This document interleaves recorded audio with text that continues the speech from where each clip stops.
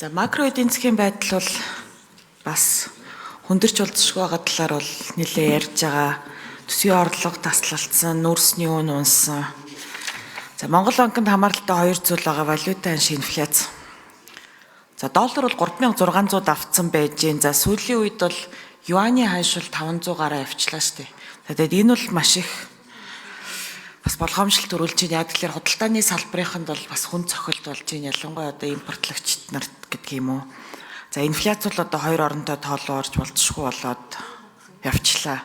Тэр яг энэ цаг мөчөдийн эдийн засгийн мянган орооны гишүүд та бүхнээс Монгол банкны ерөнхийлөгчөөс бодлогын манлайлал хүсэж байгаа маа. Тэгээд макро эдийн засгийн асуудал дээр нэг юм бодлогын манлайлалтай ажиллаад өгөөч.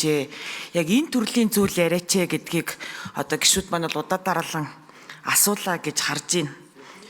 За тэгсэн чинь Монгол банкны тайлан яаж орж ирж ийн вэ гэхлээр жоохон чимэг очихдгүй. Тэгсэн чинь Монгол банкны тайлан яаж орж ийн вэ гэсэн чинь Apple Pay нэвтрүүллээ, онцлог үйл явдал. Ерөнхийдөө тийм хуралд хамрагдлаа. Тэгээ энэ бол одоо бас юм бодлогын манлайлал юусоо огтхонч биш байна. Тэгэхээр та бүхэн маань бол одоо энэ нөгөө хүмүүсийн яриад байгаа шүүмжлэлийг бас хүлээж аваад тэгээд одоо зүгээр нэг юм засгийн газрын одоо нэг юм дохиураар биш, үнэхээр яг юм одоо мөнгөний бодлогын хараат бус байдлыг хадгалаад тэгээд энэ макро эдийн засгийн бодлого дээр бас нэг юм дөрвтойхон шиг санал уралдуулад хуралтайгаа бас яг тамтарч ажиллаад тэгж ажиллаач гэж хүсэж байна. Тэгээд тэрийг бас нэг жоохон ойлгоосэй гэж удаад энэ тэгэхгүй ингээд за ингээд нэг хэдэн асуултанд ингээ хариулцдгийг. Тэгээд ар дээр нь одоо нэг тайлангаа батлуулаад яваад өгнө гэсэн тийм бодолтой бол баймааргүй байна. Тэгээд өнгөрсөн одоо ер нь лагсурын ерөнхийлөгчийг томилогдсноос хойш хугацаанд бол Монгол банкны бол энэ бодлогын манлайлал бол огт харагдсангүй. Дандаа л юм нэг засгийн газрын карман шиг л ингэж явж ирлээ. Тэгээ сая инх төвшин гишүүний асуултанд та бас хариулахтаа хэллээ. За хөтөлбөрийн зээлүүд дээр Монгол банкны балансан дээр 3.6 их 80 төгрөгийн дүн байгаа гэж хэлж байна. За энэ дүнг одоо бүр задаргаатай нь одоо хэлмээр байна.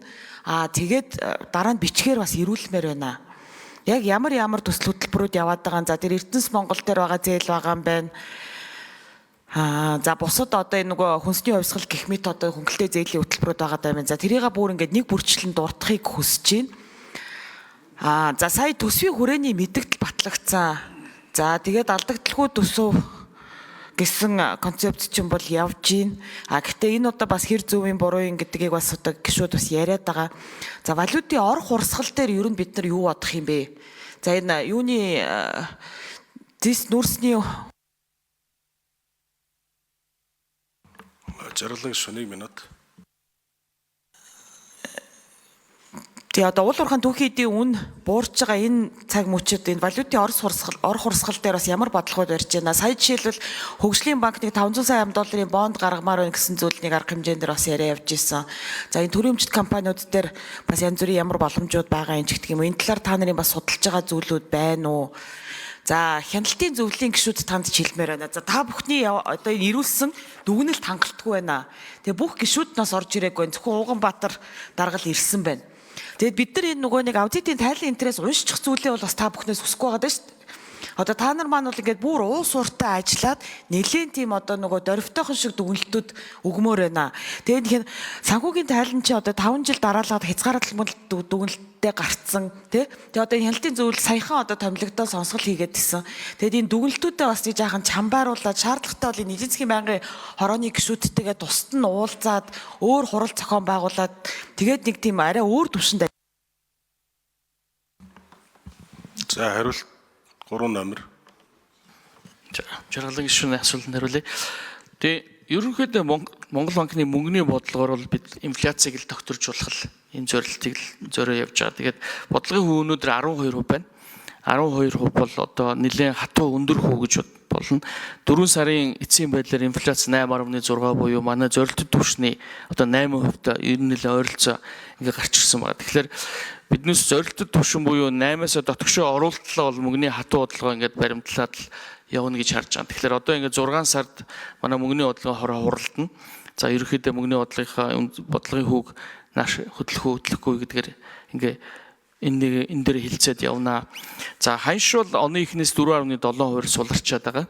За ерөнхийдөө энэ ханшны сулрал бол өөрөө таны дурдж байгаа ялангуяа тэр гадаад худалдаан дээр нүүрсний экспортон дээр орлого тасалж байгаадаа шууд холбоотой гэж харж байгаа. За тэр утгаараа ч гэсэн оны эхэнд төлбөрийн тэнцлийн алдагдал бараг 900 сая доллартай тэнцэжсэн бол одоо ингээд буугаад явж гин 4 сарын эцсийн байдлаар 480 сая болж доошо буурж байгаа. Хэрвээ нүүрсний экспорт хэвийн хэмжээнд очих юм бол төлбөрийн тэнцэл, гадаад худалдааны тэнцэл эргээд хэвийн байдалтай орно. Валютын нөөц нэмэгдэнэ.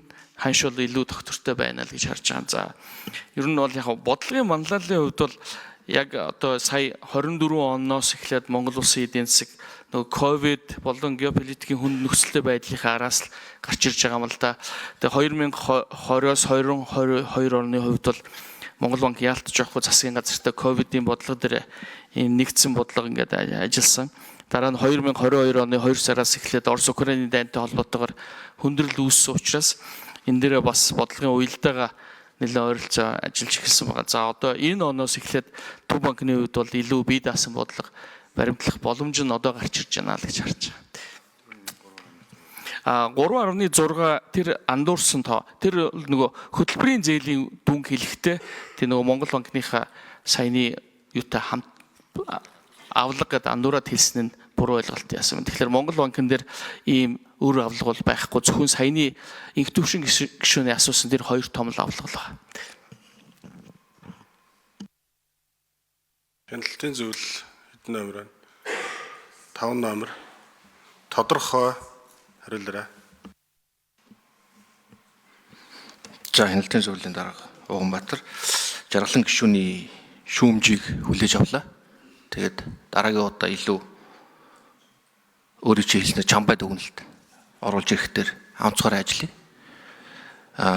Ер нь бол ярилцах асуудал нэлээд байгаа гэж бол дотроо бодож байгаа. Тэн дээр бас санаачлаг гаргаад ярилцах зөв болов уу гэж бодож байна. Тэр юуг бас саналыг бас хүлээж авч байна.